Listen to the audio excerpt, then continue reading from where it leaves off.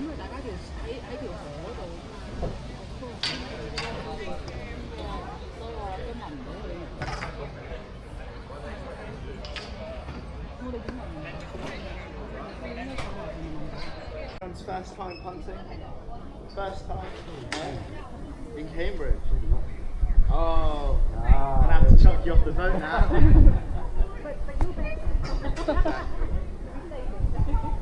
Oxford's also not as nice punting. This isn't me being biased. Yeah, experienced in these type of puntings. Whereabouts are you guys from? Buckinghamshire, okay, nice. And then at the front, whereabouts are you all from? Cardiff, okay, nice, not too far.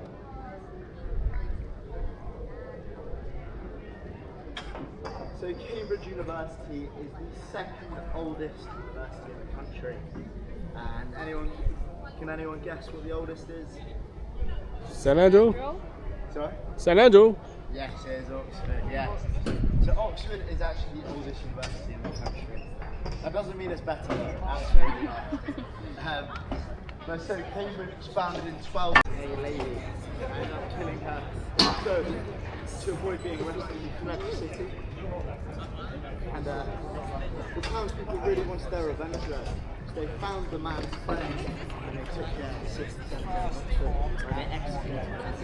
So a lot of the other scholars were very scared about what might happen to them. So they also fled and then they came to Cambridge, founded in 1209. And Cambridge is one So this bridge of is the only a collegiate fast universities in the in the UK, middle. alongside Oxford, York, Durham, and I think Kent. And what this means is that there are colleges. In Cambridge, 31 of them. And the colleges are sort of where students live, where they eat, where they sleep, and where they socialise. But the common misconception people have is that the learning is done in the colleges, or the colleges are subject specific. However, this isn't quite the case. The colleges have actually nothing to do with subjects. Yeah. No, you can give direction, I will Being give lectures with people from other colleges. So the best way to sort of put it is a bit like Harry Potter. Houses being colleges. Between the colleges? Oh, massively. I'll speak about one in a bit. It's St John's and Trinity. And there's a very valid reason as to why that is. Which we'll sort of discover the further we go. Compared to the rest. That's because it is built in 1967. It is the first building, first year accommodation at St John's. And when it was opened, the King Charles III, when he was still the Prince of Wales, he was taught to all the students who would be living here, telling them how lucky they were to be living in such an amazing building. But he did then leave the stage with his microphone still connected, so he didn't quite realise, and he was heard sort of muttering to himself that it was the ugliest building he'd ever seen. And that it actually resembled a multi-storey car park, which I don't think is far off from there. Is there any special name for this bridge? So? The bridge here, is any special name? So what's the name of it? Yeah. So ahead of us we have the Bridge of Sighs, and this bridge connects the old court of St John's on the left to the new court here on the right. Now, if you notice, there aren't that many details on this side of the bridge. We'll see a lot more as we get to the other side. This was because this is initially the back of the bridge, and when they were designing it in 1832, they were building it, they didn't have the money to put designs on both sides, so they thought they'd put it on the back. Little did they know, people would be punting, hundreds of people would be punting past every day. But when it was first built in 1832, it was actually called the New Bridge, designed by a man named Henry Hutchinson. If you look here, you can see some of the designs that weren't actually on the other side. Fitting connects to the new court. But gained the name Bridge of Sighs when she saw this bridge. She thought it looked identical to the Bridge of Sighs in Venice. So you know when you're the Queen, no one really goes back the name today. Just some similarities to the Bridge of Sighs. Obviously, the one in Venice being for prisoners, sort of letting out one last sigh of freedom. Young. Say the same. Students sort of letting out one last sigh of freedom before making their way to their exam. If you look over my right shoulder, this will fill appearance. And believe it or not, this is actually students' accommodation. So students' accommodation is second and third year students at St John's College, which many people do get jealous about. Trinity founded by King Henry VIII. And as I mentioned, John Fisher was a devout Catholic, and at the time, this wasn't to the liking of King Henry VIII. So he did what he does best, and he chopped John Fisher's head off. He beheaded John Fisher for being a devout Catholic. And as a result, if you look over back on my right at the new court, you might see an eagle that sits on the archway, looking over its shoulder, breaking the symmetry. Doing this out of disrespect towards Trinity College due to the founders. Sorry, what was that? This rivalry runs very, very deep.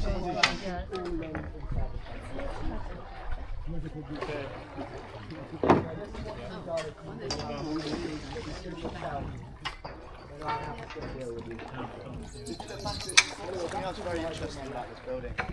If you look towards the top in the middle, you might notice a big old clock tower.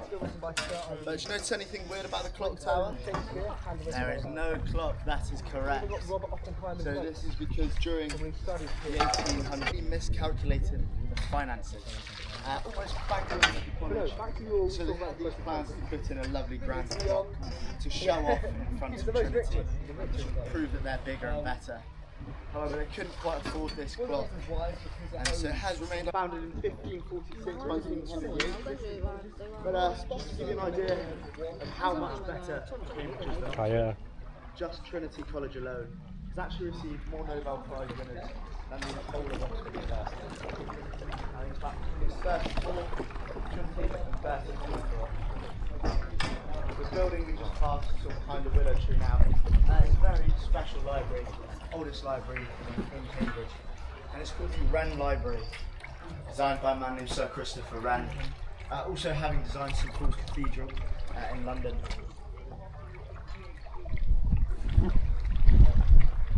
This library holds some of the world's most famous literature, some of which you may have heard of. One very fitting one is the first ever rulebook for the game of football. See, with the World Cup happening, the game tomorrow night, as the first ever game of football was actually played in Cambridge on a park piece. And another book that sits in the library is Sir Isaac Newton's handwritten Principia Mathematica, as well as their most expensive book in the library, just 1 minute. which is actually we see A.A. Milne's original copy and that of is Winnie the open Pooh. between 12 and 2 o'clock. It is actually. But the library is actually more of a museum now. It's home to Sir Isaac Newton's walking stick, as well as, weirdly enough, some strands of his hair. When he was getting old, getting ill, they cut off his hair. Trinity decided to keep some of it. One of Trinity's most famous alumni is the current King of England, King Charles III, but still to this day has got the worst ever level results to get into Cambridge University. Where search up a place called Quayside on Google Maps. No worries. So yeah, he actually got the worst ever acceptance grades into Cambridge University.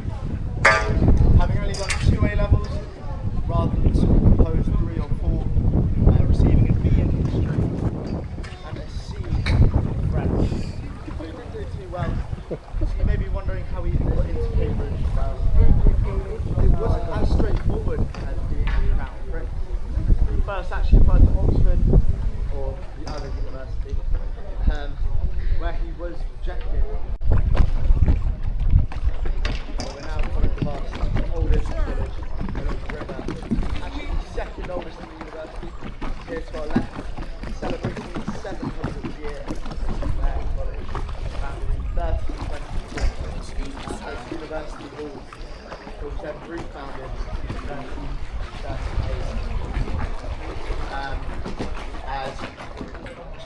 a lot financially. Refounded by a woman called Lady Elizabeth. The richest woman in England. What is punting? Punting! I know you jump on your punt boat.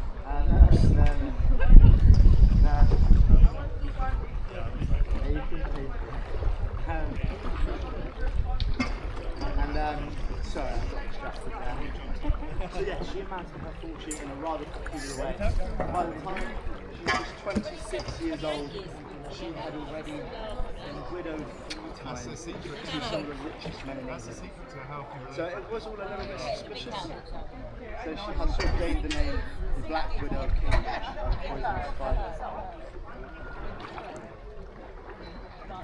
So to our left is the sort of picturesque, iconic view of the city. This is King's College. King's College Chapel. King's College, yeah. In the Gibbs building. King's College founded in 1441 by King Henry VI, who at the time was only 19 years old.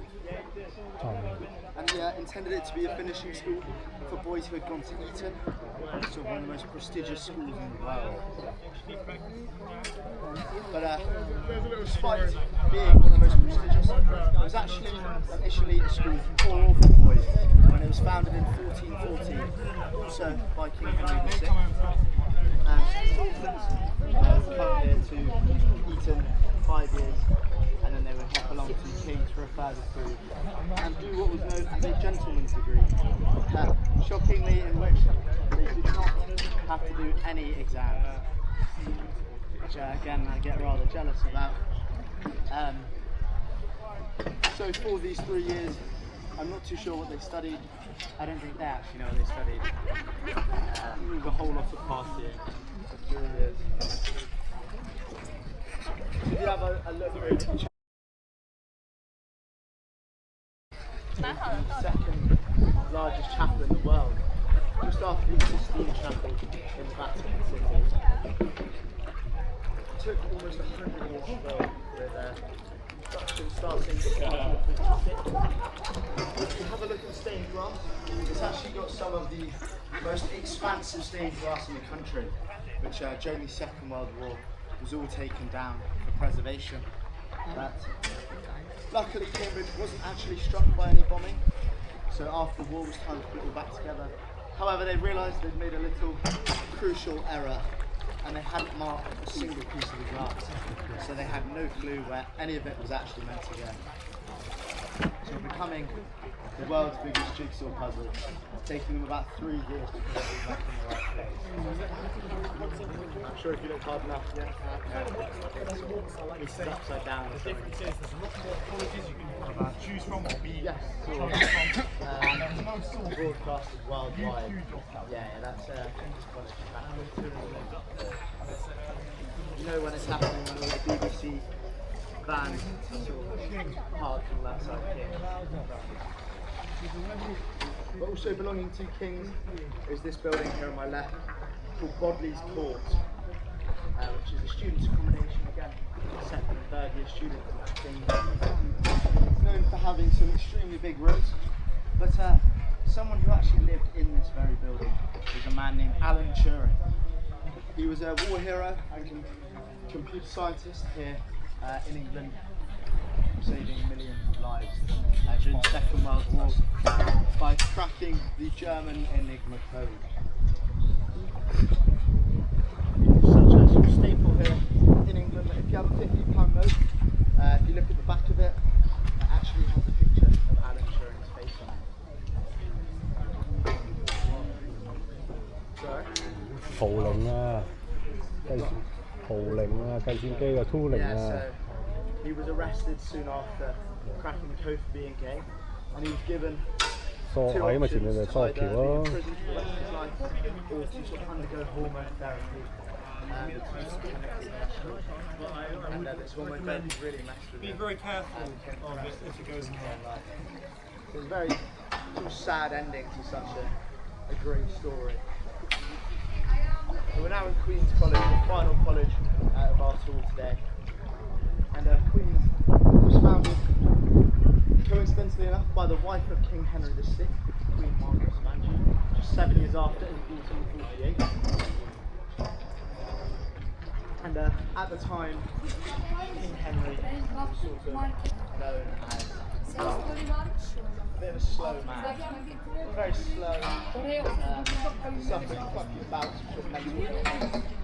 And during his reign,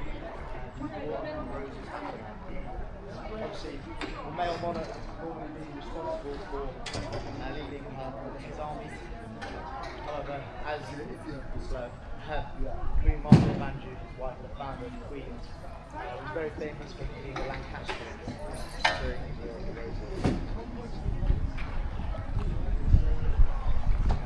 So this bridge belongs to Queen's College and is called the Mathematical Bridge, one of the most intricate bridges along this river.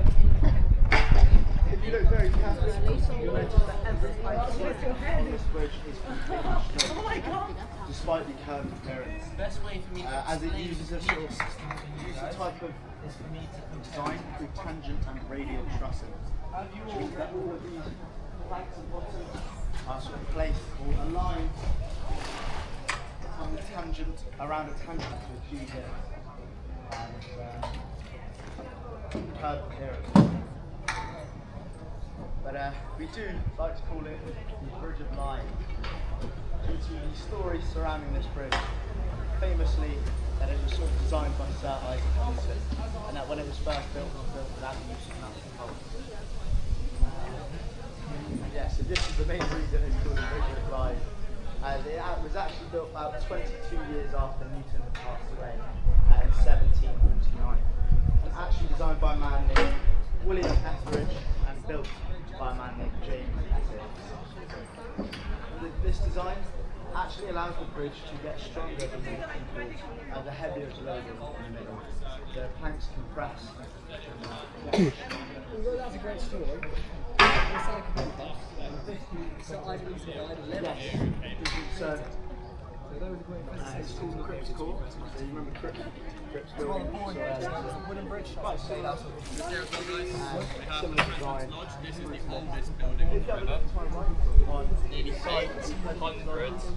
years old.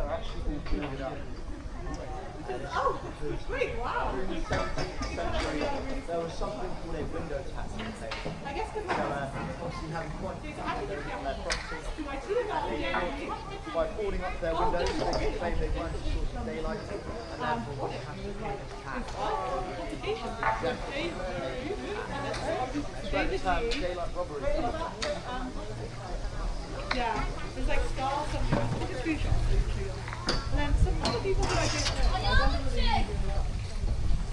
I can't believe he's like already. Okay, just look it up. Basically,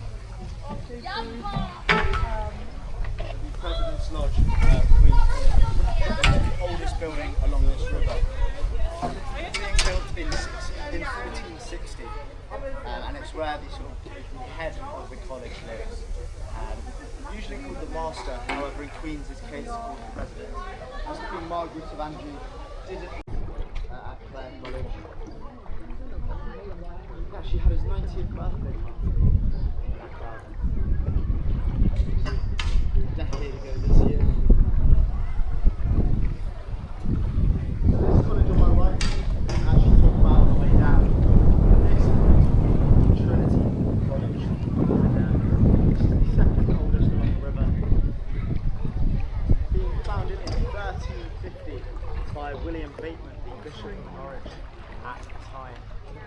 Now, when he founded this was shortly after the Black Death, the plague, so a lot of priests and lawyers in the area had passed away.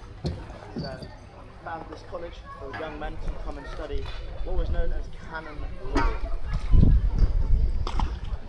Sort of repopulate the Bristol area. So this is the college where Professor Stephen Hawking attended.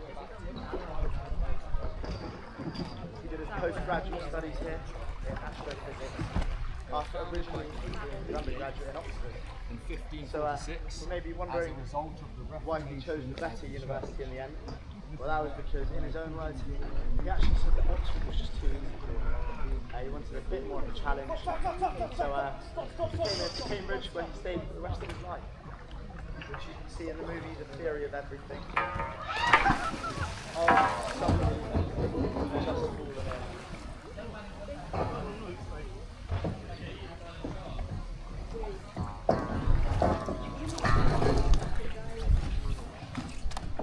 fallen in. Lift your body. You moving there.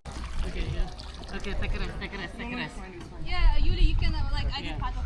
You did this one, I will do paddle. Yeah. You can rest. We You can can go rest, for yes. my other place. It's deep? It's deep inside? Not that deep.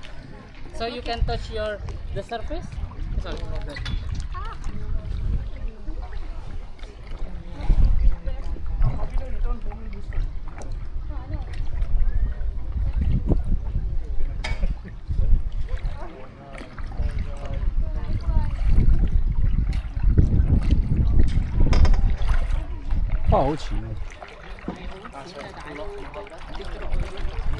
How deep is the water? It really depends. As you see my pole goes in, not too deep. Most parts of the river, they say, it's safer to try and stand rather than to swim. But there are some parts which are much deeper. So just outside. 5 meter? Sorry? 5 meter? About 4 meters. Oh, About 4 meters. deep is all. So Trinity College is actually the richest college here in Cambridge. Estimated net worth of anywhere between 2.4 to 3 billion pounds. This came from its founder, King Henry VIII, who obviously during the Reformation of the Church went around the country destroying Catholic monasteries and institutions. And that is exactly what he wanted to do here in Cambridge. It was a Catholic institution.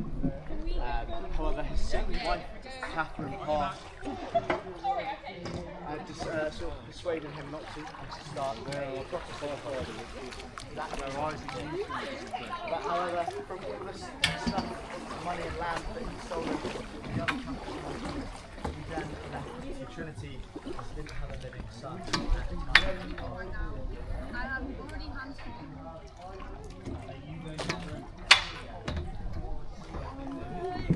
Maybe Josh should get a new phone.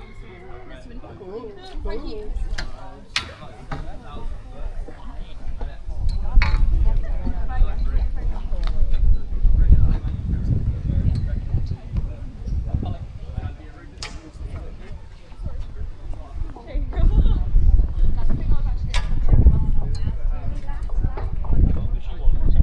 More commonly used by students using a software called sort of making all the fire exercises on the first night. At the back of the report, there's another indicator to how they ran out of money during the construction. You can see So we actually didn't have that many people coming the down. rest of the building, rather than sort of large bricks or large stones. So they got quite embarrassed by this and wanted to cover it up. So they covered it with quite and ivy so nobody could see it. But I think they must have forgotten that the leaves fall off. These are averages too, so like I know the biggest wall of ivy in one country. Oh, it's French.